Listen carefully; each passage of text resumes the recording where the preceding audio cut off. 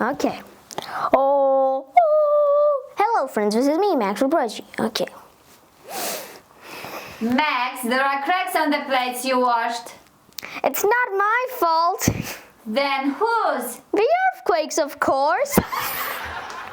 Hello friends, this is me, Max from Prodigy. Believe me, earthquakes really tend to break plates, clashing them against each other and leading to inevitable faults. But they're not the sort of plates and faults you may have thought of.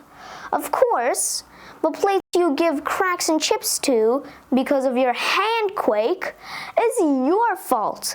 But the fault made by an earthquake actually is a crack on the surface of the earth. The Earth's rocky surface, called the crust, is cracked into 7 huge pieces called plates. These plates float on top of a churning mantle, which is located on a boiling hot layer of liquid metal called the outer core. But under it is something even harder to handle, the inner core, which is the center of the Earth.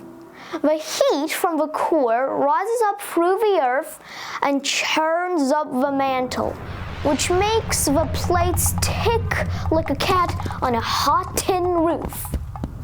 As the plates drift along, they sometimes get in each other's way, pushing and shoving against each other and getting jammed. Over years and years, the pressure builds up, putting the plates in a close shave. All of a sudden, the strain reaches breaking point and the plates jerk apart, shattering the ground to a fault. Does this make you quake in your boots, friends?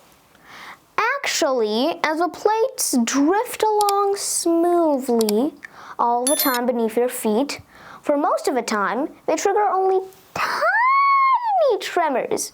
But sometimes the plates scrape against each other violently, giving the earth a really good shake.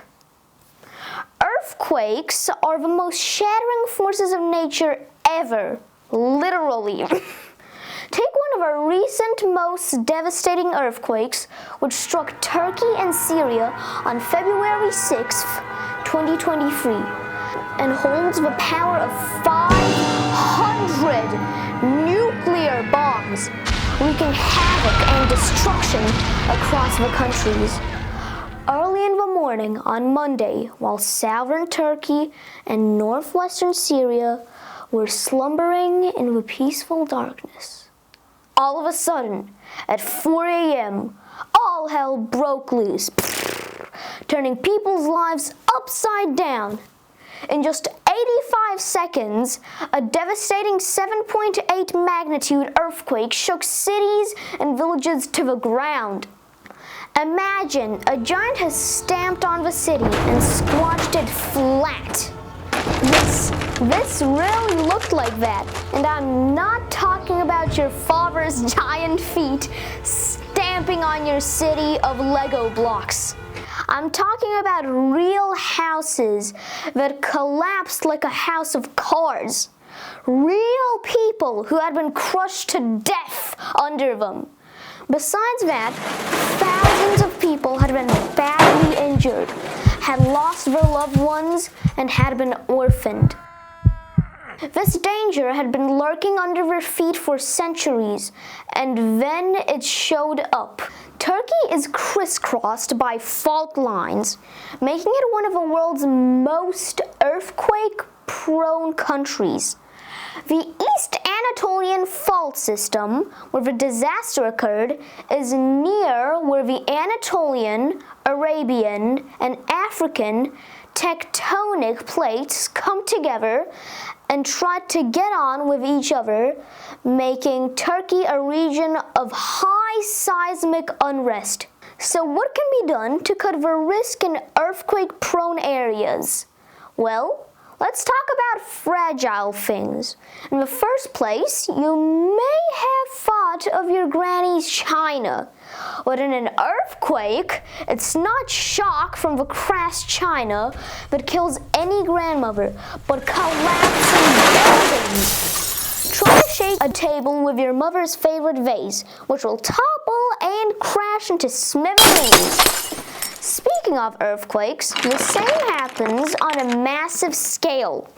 In shaky cities, it's necessary to build quake-proof buildings that can stand the strain. But in reality, to prove that your super modern house, so-called a quake-proof building, is safe and can stay up, you have to wait for the next earthquake. Unfortunately, seismologists, scientists who study earthquakes, can't give precise predictions of an earthquake's size, place, and time. It's not like forecasting the weather. It's always all down to probability. So their job is to pinpoint possible danger zones on a map and let people know what to do. If you live in one of those danger zones, you'd better be prepared. Stock up on supplies and keep them somewhere handy, and make sure everyone in your family knows where they are. Keep a radio and spare batteries in your emergency kit. After the quake, communications may be cut for weeks, so listen to the radio for information and advice. Turn off the gas and electricity, and never ever light a match after the quake. If there's been a gas leak, everything could go up in flames. Crouch under a sturdy table or under your desk at school. If there's no table near you, stand in a doorway. Cover your face with a pillow and press your face into your arms. Remember, duck, cover, and hold on. Wait inside until the house stops shaking. Don't use elevators. You could easily fall or get crushed. Stay in an open space away from buildings, power lines, trees, bridges. I know it's not as simple as it sounds. Earthquakes are horribly unpredictable, and no one knows where the earth will fall apart at the seams next time. If you ever have had to experience that terrifying shaking, I hope it was your mother violently trying to shake you off your bed in the morning. Bye, friends!